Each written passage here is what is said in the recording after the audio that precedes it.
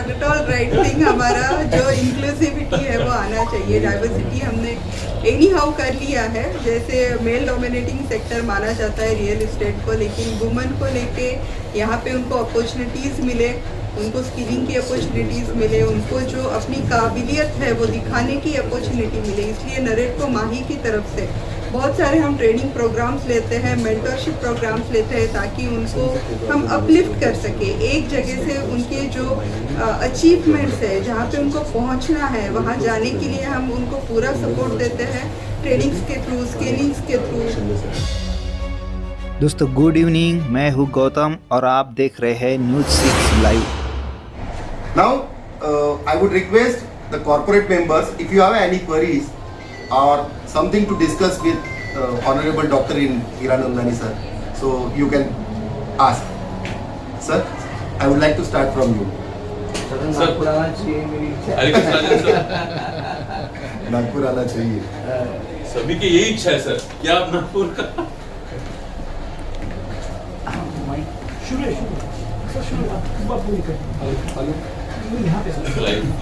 Live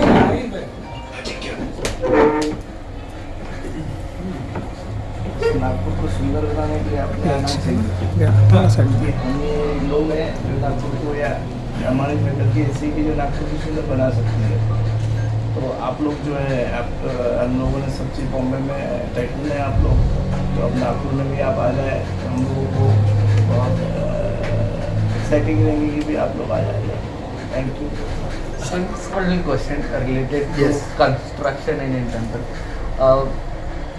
Industry, especially infra, is a very CO2 emitting industry, and PropTech till now has not come to a matured stage where it can be directly utilized or directly brought into action.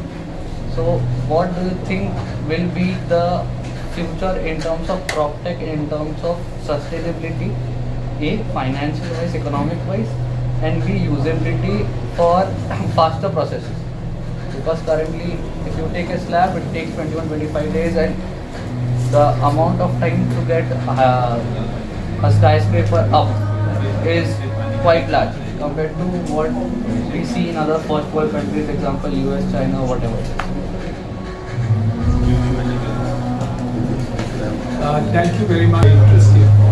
See, we have to first understand, and this is for the press also, so I'm addressing both of it.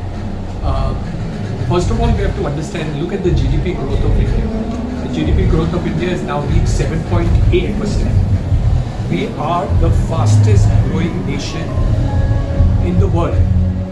So we are doing that. Which means what? The wealth of the nation is really growing up. We are already reached number 4. And by 2030 we hope to reach number 3, and then we compete with 1 and 2. Now the whole issue is what? That ultimately we need to get to see that roti, kapda, makan. Roti and kapda we have been able to achieve. So the poorest of poor will be able to buy a dhoti or buy a sari or buy some cloth to be able to cover to themselves at an affordable price. The challenge still is in the makan part of it, where we have still not got housing for all. During Vajpayee ji's time, we did the first national housing policy of India, which is to cover and see that we get housing for all. That's the slogan which Mr. Narendra Modi has carried on. Now, what is the challenges? The challenges are threefold. The first challenge is infrastructure. Do we get connectivity? Do we get the road? Do we get the water? Do we get the electricity? Do we get all these facilities to the place where you can build affordable housing? Nagpur is lucky because you have Mr. Devendra Fadnavis and Mr. Gadkari, that most of the infrastructure in new areas has come in advance of development. Probably this is the only city in India where the size and scale of infrastructure comes ahead of development. There is no other city to the extent to which Nagpur is there today. A triple-decker flyover and development nobody has dared to think of, and it is here. And the connectivity to other places also is included. What is the second point? First I'm talking the macro level. Last year, 24-25, real estate grew at 10%. At that time, India was growing at 6.5% last year. At that time, real estate and infra grew at 10%. According to CRISIL, which is the international standard and Goa, this year the growth of GDP, the growth of real estate is going to be between 12 and 15%. This is a predicted growth.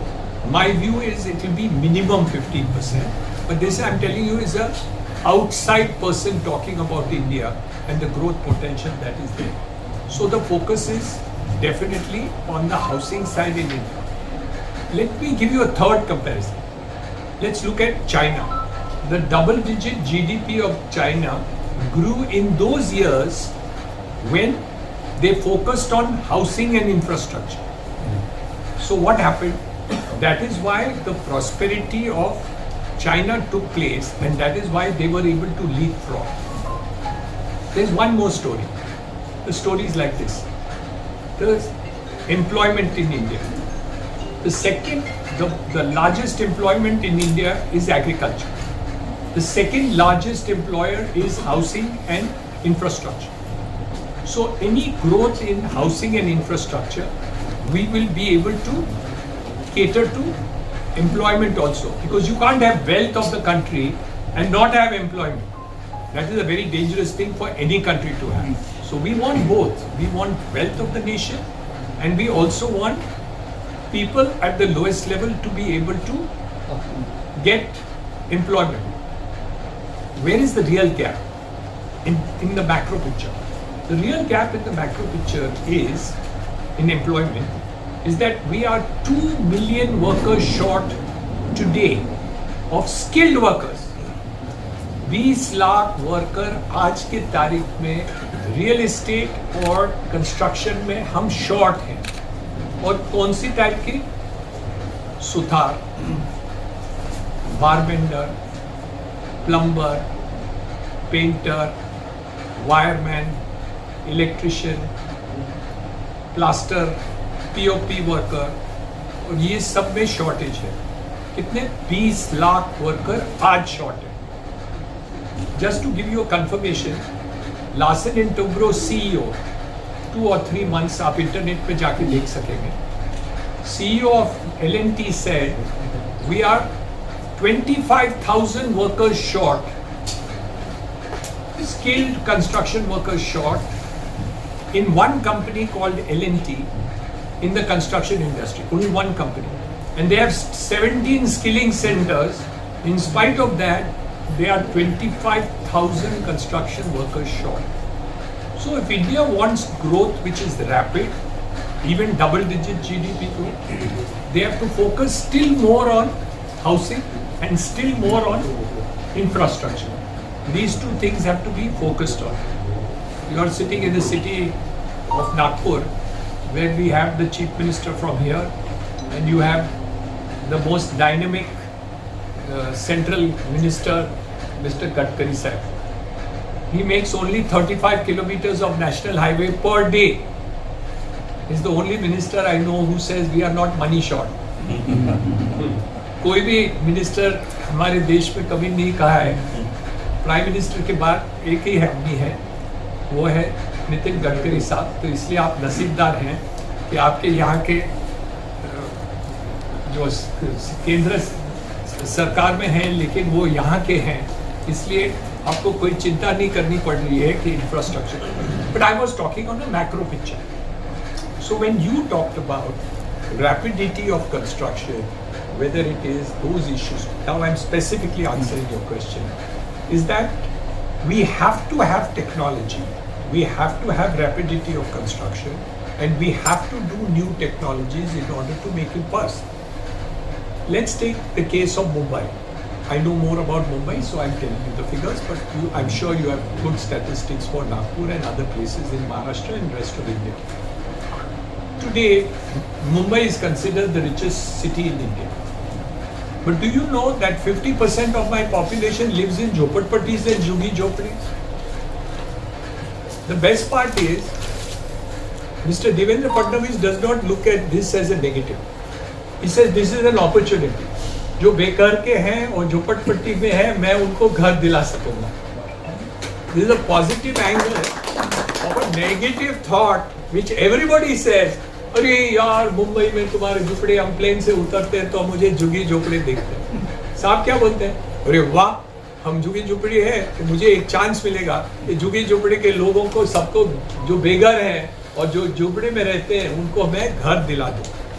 तो हमारी एक ही advantage Bharat को है, देश को है कि हमारे प्राइम मिनिस्टर साहब या देवेंद्र फडणवीस या गडकरी साहब जैसे जो है मंत्री लोग, वो हमारी जो प्रॉब्लम्स हैं उनको पॉजिटिव एंगल से देख रहे हैं. And our future, in order to get the growth of India, is there. Of course, there are other questions of manufacturing.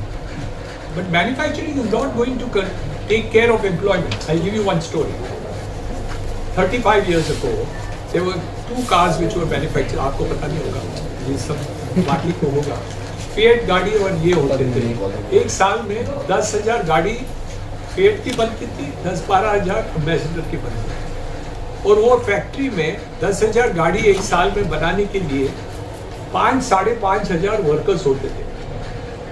10,000 साल में गाड़ी बनाने के लिए 5,000-5,500 वर्कर्स काम करते हैं. आज मारुति 1.4 मिलियन कार्स बनाते हैं ना, तो उनके पास 5,000 वर्कर्स नहीं हैं. क्यों? ऑटोमेशन हुआ है, रोबोटिक्स हो गया है, all the other skills are there. So, though India does need manufacturing, and I am all for it, and we have to do manufacturing to compete with the rest of the world. If you want to solve my problem of wealth creation along with employment, then you have to do more of housing and this thing. So that technology of fast construction, sustainability. Fortunately, our Prime Minister has focused on sustainability. But you have to understand, America doesn't need more roads. They don't need more airports.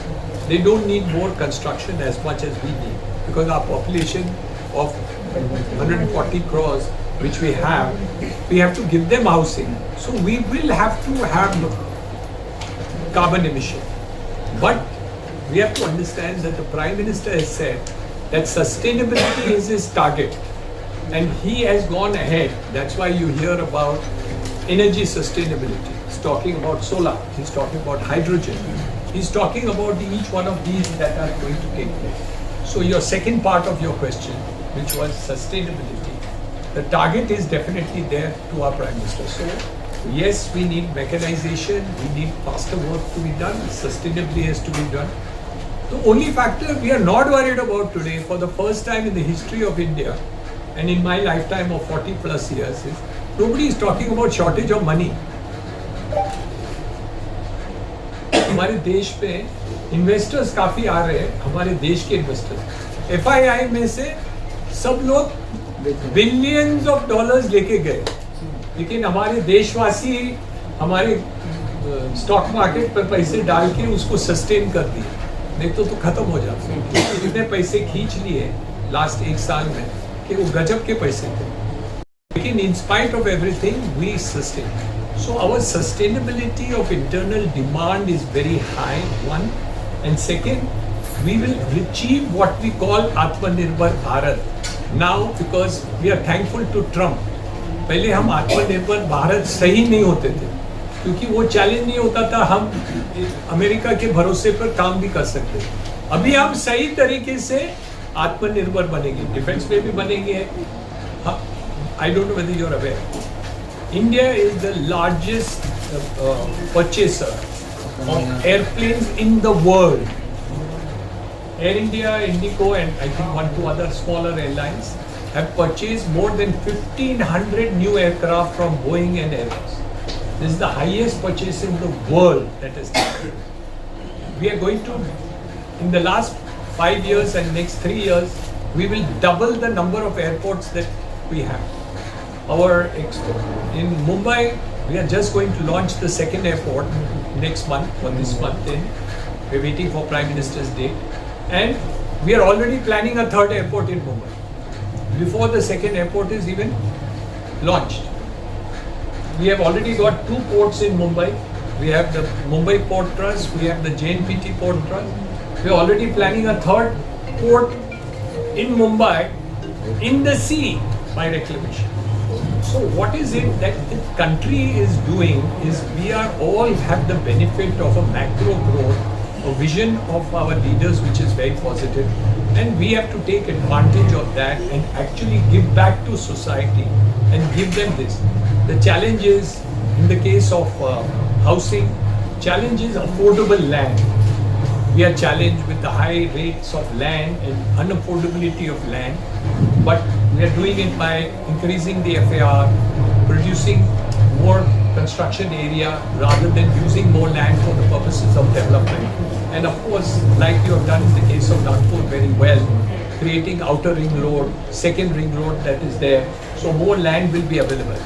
But India cannot afford to go to horizontal growth. India will have to grow.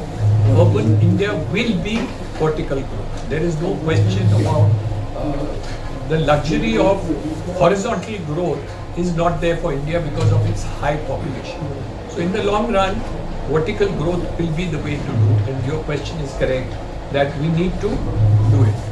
As far as the Hiranandanis are concerned, we are looking at things in Nagpur. Let's see. We have a lot of projects already in Maharashtra. We'll start 6 new projects in the Mumbai region in the next 6 months. So we have a lot on our cake, but let's see. We'll study 1 or 2 and hopefully something comes up where we will take up Nagpur too. जैसे आपने कहा कि tourist भी बढ़ रहा है, आने वाले में 15% होगा उसका, तो सिटी और जो छोटे शहर छोटे भी शहर है 2 टियर या 3 टियर सिटीज है, उसमें कैसा होता है, योगदान कैसे बढ़ रहा है बड़े शहरों तक ही केंद्रित है? नहीं, आपकी बात अच्छी प्रश्न है। ये प्रश्न प्रधानमंत्री जी को भी पूछा गया। उन्होंने आइडेंटिफाई किया है कि 100 अर्बन सिटीज़ के ऊपर वो फोकस करेंगे। वहाँ उनकी इंफ्रास्ट्रक्चर, पानी के इंफ्रास्ट्रक्चर, पावर के इंफ्रास्ट्रक्चर, रोड की इंफ्रास्ट्रक्चर, मेट्रो की इंफ्रास्ट्रक्चर के ऊपर 100 शहरों में देंगे। ये टियर 1, टियर 2 और टियर 3 सिटी, ये पॉइंट 1 है। सेकेंड, मैन्युफैक्चरिंग एरियाज को खोल दें। तो सिटीज़ के अलावा ये टियर 1, टियर 2 और टियर 3 के अलावा जैसे दिल्ली मुंबई इंडस्ट्रियल कॉरिडोर है, आपका यहाँ से नागपुर मुंबई कॉरिडोर है, वहाँ हम सेंटर्स बना रहे हैं और एक एक सेंटर्स की डेवलपमेंट अलग होगी और जितने भी शहर वो रास्ते में हैं, जैसे नासिक है, अलग है, वहाँ भी बढ़ोतरी काफ़ी होगी बिकॉज वो होगी। तीसरा, प्राइम मिनिस्टर फोकस कर रहे हैं टूरिस्ट डेस्टिनेशन।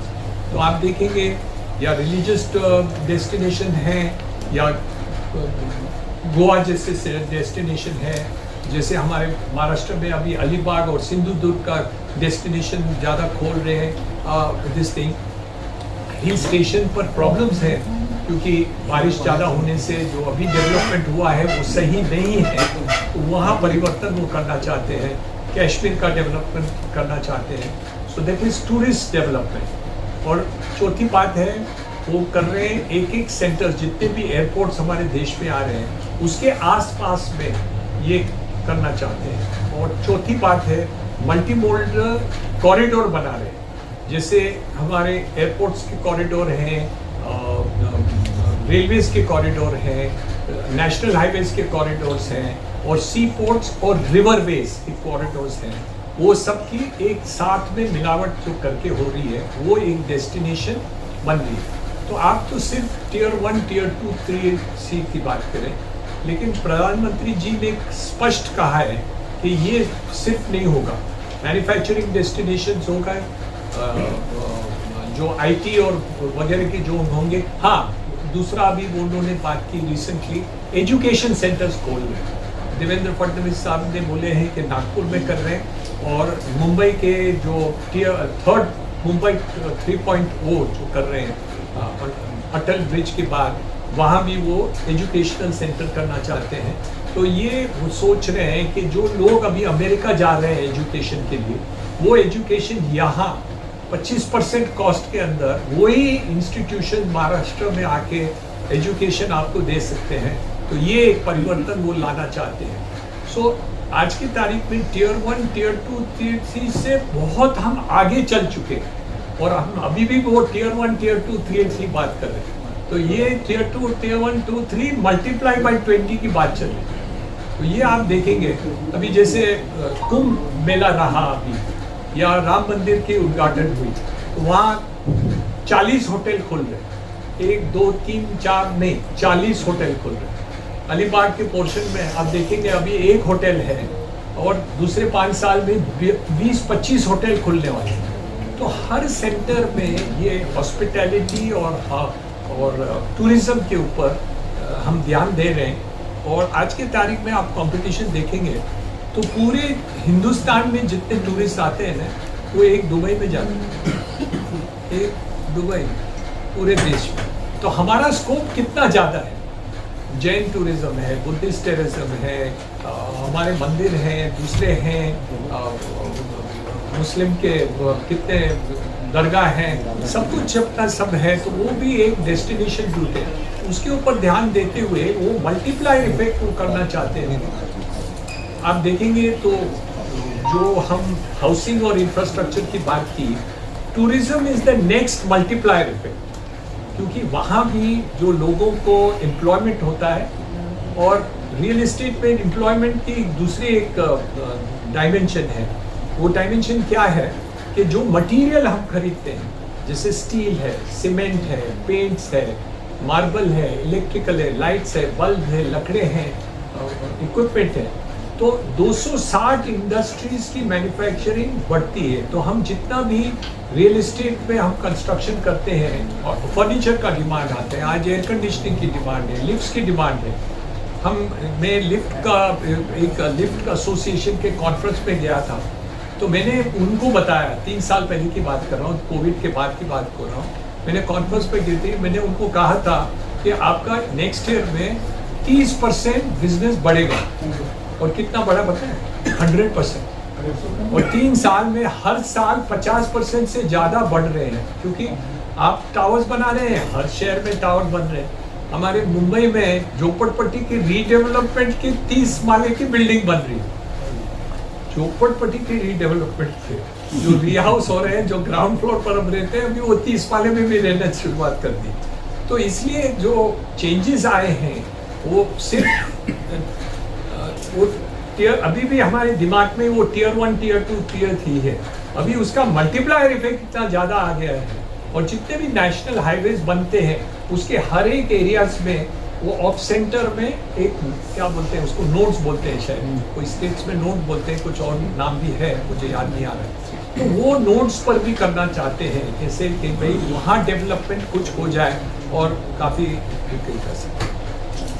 काही जण पत्रकार बंधूंना प्रश्न असतील तर प्लीज त्यांनी विचारा. थोडासा इनकन्व्हिनियन्स आहे, तुम्ही मागे बसलाय, पण थोडंसं लाउडर नाही तर खुर्ची घेऊन पुढे येऊ ना. काय सर, मेरा एक सवाल है. पण इंटरेस्ट आहे पुढे या. मेरा एक सवाल है. नहीं, ठीक है, मैं यही पत्रकार बंधूंना थोड़ा सा You can speak, but whoever wants sitting at the back, you want to come in. हाँ, मेरा एक सवाल है सर कि आजकल जो इंडियंस जो मिलीनियर्स है उनका दुबई में इन्वेस्टमेंट का काफ़ी रुचि बढ़ रही है. हर हफ्ते यहाँ कोई ना कोई कंपनी आती है, किसी ना किसी स्टार होटल में वो प्रेजेंटेशन देती है और वो सिटीजनशिप भी देते हैं. तो क्या आपका इसके ऊपर क्या राय है? हमारे पास जिस देश में पैसे ज़्यादा बनते हैं ना, तो वो पूरे विश्व में जाते हैं. दुबई ने एक चमत्कार कर दी कि लोगों को अट्रैक्ट करते हैं. वो सिटीजनशिप नहीं देते, वीज़ा देते हैं. अभी तक कोई हिंदुस्तानी को शायद 1 साल के अंदर 12 लोगों को सिटीजनशिप दी है. बाकी सबको गोल्डन वीज़ा 10 साल 20 साल का देते हैं. आप घर ले लेंगे तो आपको गोल्डन वीज़ा मिल जाता है. तो उनकी डेवलपमेंट जो दुबई रही है ना, वो एक नया चमत्कार है. चमत्कार क्यों है? अबू धाबी और दुबई 2 शेखडम है. अबू धाबी की आमदनी, wealth is 1 lakh times Dubai. कितना? 1 लाख गुना ज्यादा. तो जितनी भी वेल्थ अब दुबई की है, उससे 1 लाख टाइम्स गुना ज्यादा अबू धाबी की है. लेकिन आप दुबई की बात करें, क्यों? क्योंकि उन्होंने एक इंटरनेशनल प्लेस क्रिएट किया उनकी लोकल पॉपुलेशन 5% है। जो एमिरेटीज हैं दुबई में रहते हैं वो टोटल पॉपुलेशन है, बाकी हिंदुस्तानी है, पाकिस्तानी है, रशियंस हैं, चाइनीज हैं, अफ्रीकन्स हैं। और अभी रिसेंटली एलन मित्तल साहब जो विश्व में सबसे बड़े स्टील मेकर हैं वो लंदन से शिफ्ट होके दुबई हो गए। सो उन्होंने एक माहौल बनाया है जहां लोगों को इजीली आप इन्वेस्टमेंट कर सकते हैं, ये कर सकते हैं। लेकिन इस साल में 25,000 लोग गए। मुझे वो 25,000 में प्रॉब्लम नहीं दिख रहा है। मुझे दिख रहा है कि जो 140 करोड़ हमारे पास है ना, हम चाहिए तो 1 करोड़ भी हम बेच सकते हैं, कोई हिंदुस्तान को फर्क नहीं पड़ता। लेकिन वो सब जो वहाँ भी है ना, वो पैसे वापस यहाँ भेजते हैं। Today the highest income of India is NRI remittance to India. It is more than $50 billion. कौन? हमारे MRI। तो MRI वहाँ जाए तो हमें चिंता नहीं है, उनको पैसे यहाँ भेजते रहे, वही अच्छी बात है। तो वहाँ कमा के फिर यहीं आते हैं, वो घर वहाँ लेते हैं, कमाते हैं और वापस भेजते भी हैं। केरलाइट, पूरी केरला की इकोनॉमी NRI के ऊपर चल रही है पूरी। उनकी जो पैसे आ रहे हैं ना, उनके पूरे परिवार, पूरे स्टेट, पूरे इन्वेस्टमेंट सब केरलाइट लोग बाहर काम करते हैं, मिडिल ईस्ट काम करते हैं उसमें। तो ये 25,000 कोई 25,000 लोग के लिए आप चिंता मत करिए। हमारे 140 करोड़ की चिंता करेंगे और उनकी बढ़ोतरी हो गई ना तो 25,000 हम नहीं, 50,000 नेक्स्ट ईयर भेज देंगे। सर ये GST जो नेक्स्ट हुआ है, बूस्ट रियल एस्टेट कैसा प्रभाव है? 100% it will boost real estate. It is positive effect of real estate. You have to understand that we are not getting input tax credit. In real estate is one of the few industries where there is no input tax credit. So any benefit which is being brought by GST, whether it is on steel, it is on cement, it is on tiles, it is on bricks, it is on other materials, all that is a positive effect on real estate. It is more positive effect on affordable housing, which is my blessing. Because when you take total cost of the cost of construction in other places is not a tension, because land cost itself and that cost is very high. But in the case of affordable housing, GST thing will make a world of a difference.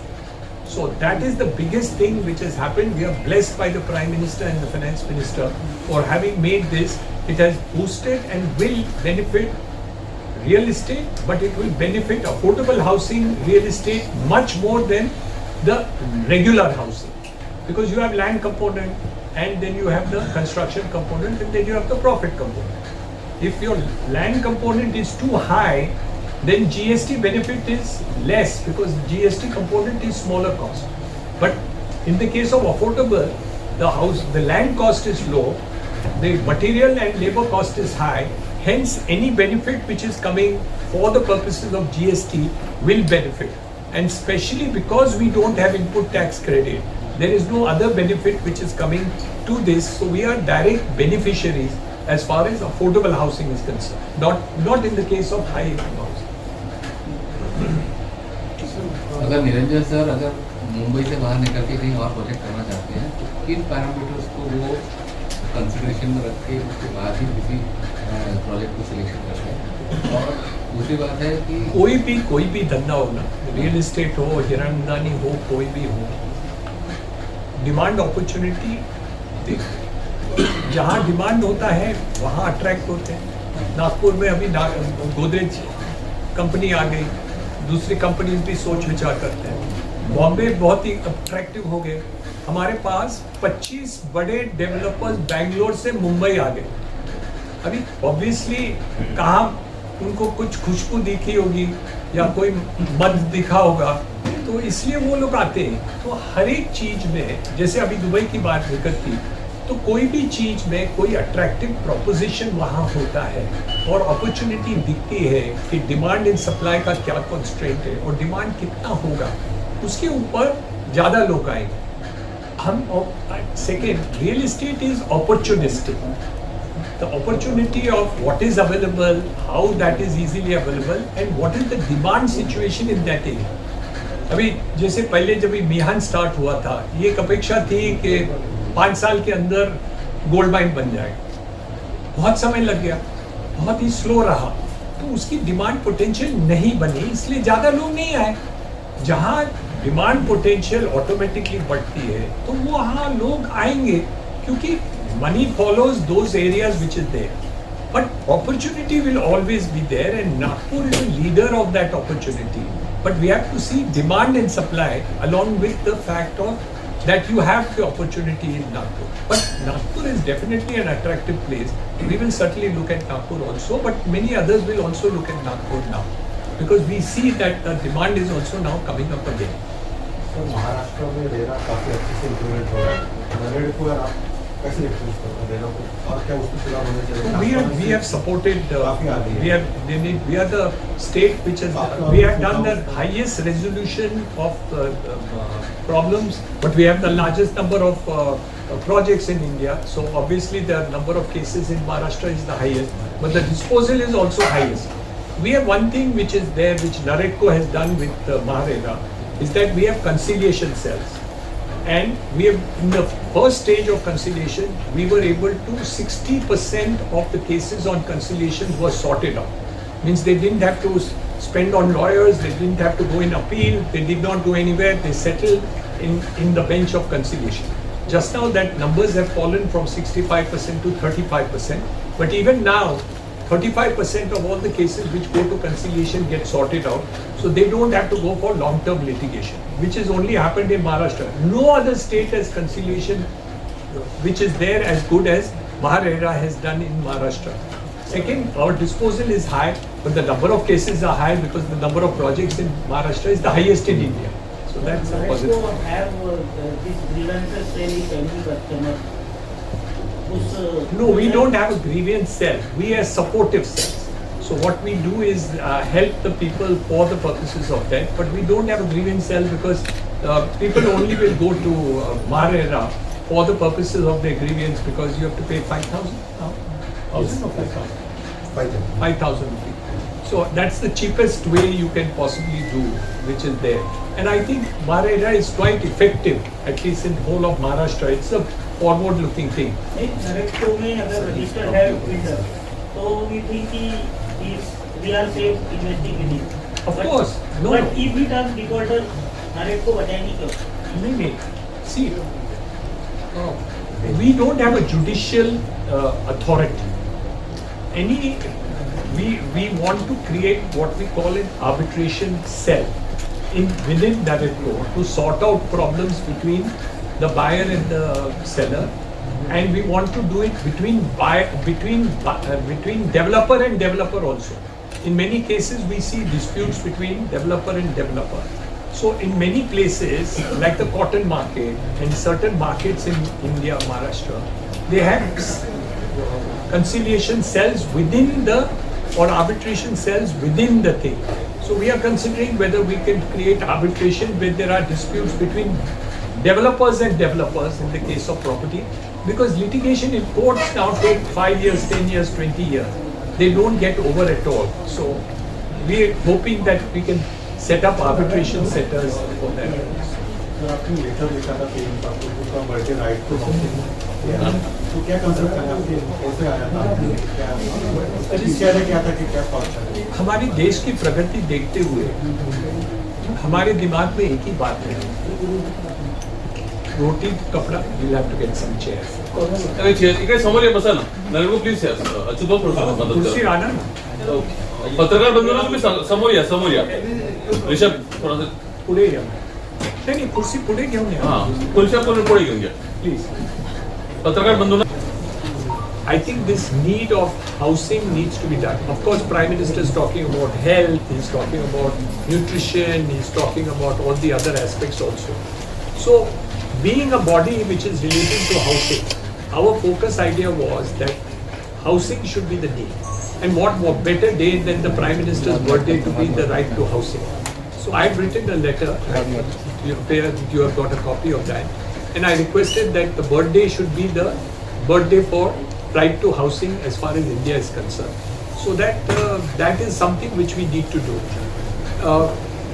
The housing day is not celebrated in the Western countries because there is no shortage of housing. उनको दिमाग में है ही नहीं कि housing कभी short हो सकते। आप दुबई में जाएंगे या अमेरिका जाएंगे या उधर लंदन में जाएंगे तो आपको घर खरीदने को ज़रूरत नहीं पड़ेगी, आप किराए पर भी ले सकते हैं।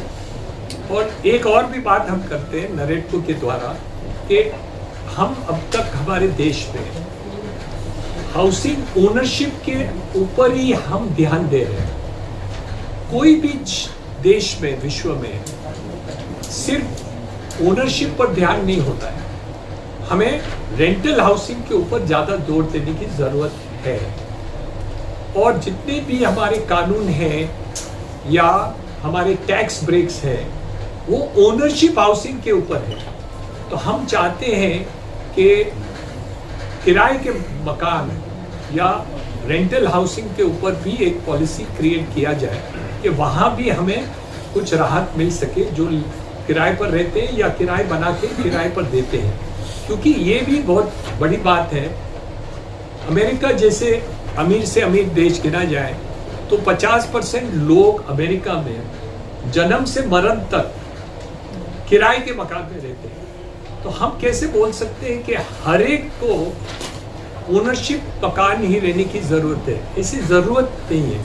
हम चाहते हैं कि वो घर खरीदे, मैं भी चाहता हूँ कि हर एक घर खरीद सकते हैं और वो सोशल सिक्योरिटी के हिसाब से, और हमारे जो भी पॉलिसीज आईटी के हैं, इनकम टैक्स की बात कर रहा हूँ, आईटी वो नहीं, वो सहानुभूति दे रहे हैं, सपोर्ट दे रहे हैं, बेनिफिट देते हैं सेल मकान के ऊपर। तो हम एक बात है कि प्राइम मिनिस्टर का डे होना चाहिए हाउसिंग डे या राइट टू हाउसिंग डे, और दूसरी बात है अफोर्डेबल हाउसिंग में कुछ करना चाहिए। ये आर्बिट्रेशन क्लॉज हम करना चाहते हैं, और रेंटल हाउसिंग के ऊपर नरेटको का पूरा ध्यान है। और हर बजट के टाइम पर हम ये सिफारिश करते हैं, रिक्वेस्ट करते हैं, विनती करते हैं कि इसके पॉलिसी पर कुछ परिवर्तन आ जाए। तो मैं समझता हूँ रेंटल हाउसिंग भी हर एक को खरीदना आसान हो जाएगा। और हमने 25 सुझाव दिए, लेकिन आइडिया क्या है कि पहले 5 साल को जितने भी नए अपन देंगे तो उनको टैक्स 50% टैक्स रिलीफ मिल जाएगा, उनको टैक्स डिडक्शन मिल जाएगा। जो किराए के घर में रहते हैं उनको भी राहत मिल जाएगी कि उनको टैक्स डिडक्शन मिल जाएगा कुछ लिमिट के ऊपर। 25,000 30,000 रुपये हम किराए, सपोज आप किराए के घर में रहते हैं, 25,000 तक हो तो 5 साल आपको टैक्स डिडक्शन मिल जाए कि हम किराए का जो दे रहे हैं उसके ऊपर आपको राहत मिले। जैसे आपको टैक्स में डिडक्शन मिलते हैं, 20% मिलता है सैलरी में डिडक्शन, तो ये किराए में आप जो देते हैं उसको भी टैक्स रिलीफ एटलीस्ट 50% आपको देना चाहिए। तो आप 20,000 रुपया किराया देते हैं या 10,000 दे रहे हैं तो आपको एटलीस्ट 5,000 रुपये में कोई राहत मिल जाए। तो ऑटोमेटिकली रेंटल हाउसिंग के ऊपर भी हम जो जोर देना चाहते हैं, क्योंकि हम समझते हैं कि ये भी एक माध्यम है कि हम डेवलपर्स, इंस्टीट्यूशन, ये वो सब हम करके कर सकते। हमारे यहाँ कितने लोग किराए से रहते हैं, किराए से रहने वाले? अभी हाँ जी, कोई बड़ा सेंसस नहीं किया हुआ है कि हमारा जो अंदाज बॉम्बे में है 50% लोग झोपड़पट्टी में रहते हैं, 20 वो बाकी के जो लोग हैं उसमें 25% मिनिमम किराए पर रहते हैं। पर वो आंकड़े हमने कभी सेंसस किए नहीं है, तो ये हमारा अंदाज है, लेकिन हम बोल नहीं सकते क्योंकि रजिस्टर्ड रेंटल जो है वो 25%, लेकिन रजिस्टर्ड के सिवाय अनरजिस्टर्ड काफ़ी चल रहा है। सर फर्स्ट टाइम बायर ज़्यादा है कि अपग्रेड करने वाले, प्रॉपर्टी को अपग्रेड एनहांस लेने वाले ज़्यादा है? जैसा आप पहले अफोर्डेबल में रहते थे, फिर अभी लग्जरी अपार्टमेंट की तरफ है। जो हमें हाउसिंग फाइनेंस कंपनी जो बता रहे हैं ना, वो हमको बता रहे हैं कि फर्स्ट टाइम बायर्स ज़्यादा है आज के तारीख में। जितने भी हमारी बातचीत हुई है, HDFC से हुई है, स्टेट बैंक से हुई है, अलग अलग इंस्टीट्यूशन से हुई है, वो सब हमें बता रहे हैं कि फर्स्ट टाइम बायर ज़्यादा है और जो अपग्रेड करने वाले कम हैं।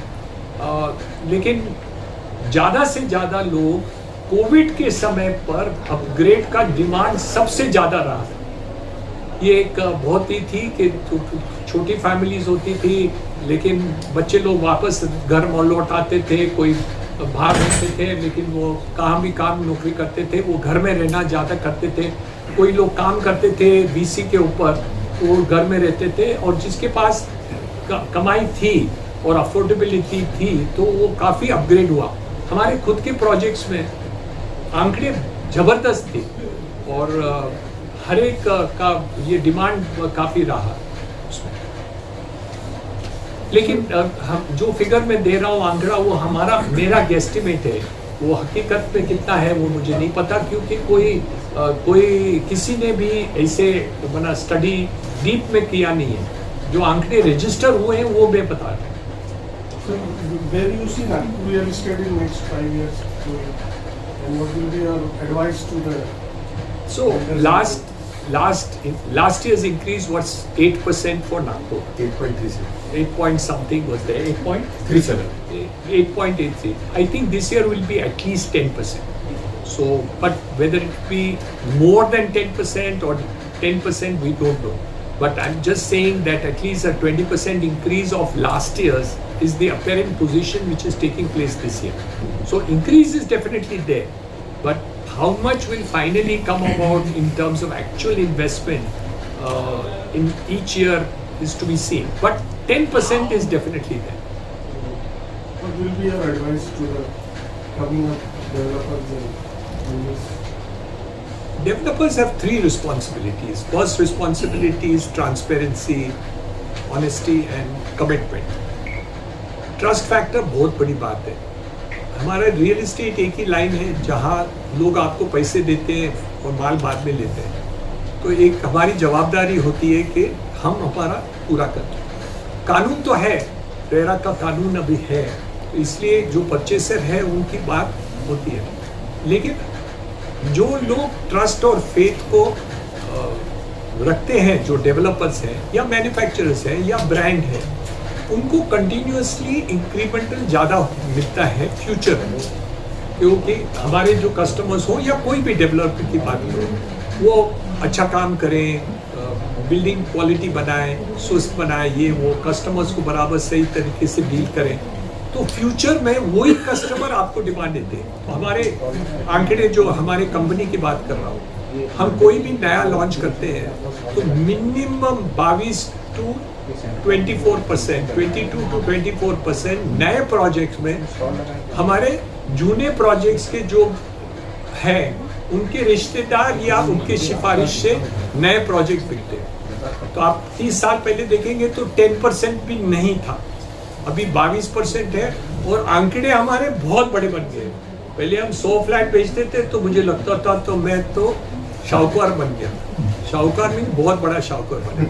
अभी हम एक प्रोजेक्ट शुरुआत की पुणे में, 1000 फ्लैट 3 दिन के अंदर बिक गए। बोल नहीं सकते, लेकिन एक ही बात है कि लोग ट्रस्ट एंड फेथ जो है, जो भी ब्रांड हो, टाटा का ब्रांड हो या कोई भी ब्रांड हो, गोदरेज का ब्रांड हो, कोई भी ब्रांड हो, तो विश्व में यानी सब जगह में उनको इजी हो जाता है कि फ्यूचर में जो धंधा करना है वो अच्छा हो। पत्रकारांचे काय वाइस चेयरमैन श्री राजन बांदेलकर सर, जिनको हम लायन ऑफ अवर इंडस्ट्री बोलते हैं, वो भी आ रहे हैं। तो मैं चाहता हूँ राजन सर को भी आप, राजन sir, you should address. And we have Smita madam also. She is the president for Women's Wing, जिसको हम माही बोलते हैं। तो she is our national president. तो आपको प्रश्न अगर पूछना है तो मैडम से भी और सर से भी पूछिए। तो मैडम उनके भी आपसे मैं आपसे पूछता हूँ कि फीमेल बिल्डर्स का कितना पार्टिसिपेशन है रियल एस्टेट में, और ये रियल एस्टेट में पार्टिसिपेशन कैसे बढ़ाएंगे ताकि हम रियल एस्टेट में 50-50% की बात करते हैं, तो ये कैसे बढ़ेगा? उसके लिए नरेट को माही विंग क्या प्रयास कर रही है? मेरी बीवी तेरे साथ पार्टनर है, शुरुआत घर से कर। Actually, sadly only 10% women are there. जो अपना हम एम्प्लॉयर है, सेकेंड लार्जेस्ट एम्प्लॉयर है इंडिया में। रेट फिर तो छोड़ो, हमारे लिए सब जगह लेडीज हो गए। एक ये भी जाएंगे तो पता नहीं कहाँ जाएंगे हम लोग। आपकी बात भी सही है सर। अपने को घर पे रहना पड़ेगा, दिस इज राइट थिंग। बाद में अपने को घर पे रहना पड़ेगा। This is not at all right thing. हमारा जो इंक्लूसिविटी है वो आना चाहिए, डाइवर्सिटी हमने एनी हाउ कर लिया है। जैसे मेल डोमिनेटिंग सेक्टर माना जाता है रियल इस्टेट को, लेकिन वुमेन को लेके यहाँ पे उनको अपॉर्चुनिटीज़ मिले, उनको स्किलिंग की अपॉर्चुनिटीज़ मिले, उनको जो अपनी काबिलियत है वो दिखाने की अपॉर्चुनिटी मिले। इसलिए नरेटको माही की तरफ से बहुत सारे हम ट्रेनिंग प्रोग्राम्स लेते हैं, मेंटरशिप प्रोग्राम्स लेते हैं, ताकि उनको हम अपलिफ्ट कर सके। एक जगह से उनके जो अचीवमेंट्स है, जहाँ पे उनको पहुँचना है, वहाँ जाने के लिए हम उनको पूरा सपोर्ट देते हैं, ट्रेनिंग्स के थ्रू, स्किलिंग्स के थ्रू, इंटरनेशनल स्टडी टूर्स के थ्रू, कि जहाँ से हमें समझे कि हम क्या रियल इस्टेट में डिफरेंस है, क्या महिलाएं बाहर देश में भी कर रही है और यहाँ पे हम कैसे कर सकते हैं। तो नरेटको माही के थ्रू हम ऐसे टूर्स के दौरान भी उन लोगों को ये सारी चीज़ें हम दिखाते हैं और सिखाते हैं। और इंडिया में अभी हम देख रहे हैं कि बहुत सारे women are coming into the real estate sector, but still the leadership roles are with the male. So मैं चाहती हूँ कि वो इंक्लूसिविटी आए, और उसी के लिए सिर्फ स्किल बेस, अगर आप स्किल्ड हो, अगर आपके पास नॉलेज है, तो उसी को मद्देनज़र रखते हुए रिक्रूटमेंट होना चाहिए। मेल या फीमेल ये चीज़ दिमाग में नहीं रखनी चाहिए। Just because she is a female, हम जो अभी भी हमने देखा है कि 30 to 40% सैलरी गैप्स है जो कि नहीं होने चाहिए। तो हम उनको उस काबिल बनाना चाहते हैं, सारी ही महिलाओं को, कि उनके नॉलेज के बलबूते पर, उनके स्किल के बलबूते पर वो नई ऊंचाइयाँ छुए और ज़रूर रियल इस्टेट को भी लीड करें। तो यही नरेटको माही का हमारा मिशन है, और हम ज़रूर इसमें कामयाब हो रहे हैं। धीरे धीरे उस तरफ हम जा रहे हैं। मैडम एक सवाल था, लास्ट टाइम हमने वो प्रपोजल दिया है, अभी रेवेन्यू मिनिस्टर जी को हम मिले हैं, तो उस वक्त भी मैंने बताया था कि हम उस वक्त काम कर रहे हैं उस चीज़ पे। तो स्टैम्प ड्यूटी रिडक्शन जो है, जो प्लैटिनियम रेटेड प्रोजेक्ट्स है, उसमें अगर कोई अपना घर खरीदता है या ऑफिस खरीदता है तो उनको 1% स्टैम्प ड्यूटी का रिडक्शन मिलना चाहिए। ऐसा नरेटको माही की तरफ से प्रस्ताव रखा गया है और उस पर चर्चा चल रही है। किस तरीके से ये चीज़ें अचीव हो सकती है, इसमें हम काम कर रहे हैं। चेयरमैन जी, इसमें कोई कंफ्यूजन नहीं है और दो मत नहीं है। हम हर एक को सस्टेनेबिलिटी को ध्यान देना ही है, और दूसरा कोई मार्ग ही नहीं है, नहीं तो हमारे देश ने पूरा विश्व का नुकसान हो जाने वाला है। तो हमने फोकस किया है, 3 पॉइंट्स चल रहे हैं। पॉइंट नंबर 1, एनर्जी के ऊपर काफ़ी ध्यान दिया गया है, तो पूरे जो बायोफ्यूल्स हैं वो सब चेंज करके इलेक्ट्रिकल होगा। सेकेंड, जो एनर्जी के ऊपर सस्टेनेबिलिटी, हम ग्रीन बिल्डिंग्स अभी सब बना रहे हैं, तो जितने भी ग्रीन बिल्डिंग्स हैं वो आज के तारीख में फ़र्क किया हुआ है कि उसमें सस्टेनेबिलिटी का जितने भी आंकड़े हैं वो यूज़ करना, और कार्बन एमिशन है वो कम हो गए हैं। मैं उसके भी आंकड़े आपको सेपरेटली दे सकता हूँ। तीसरी बात ये रहा है कि हम पहले समझते थे, और ये जो मैं कहने को जा रहा हूँ वो बहुत महत्व की बात है।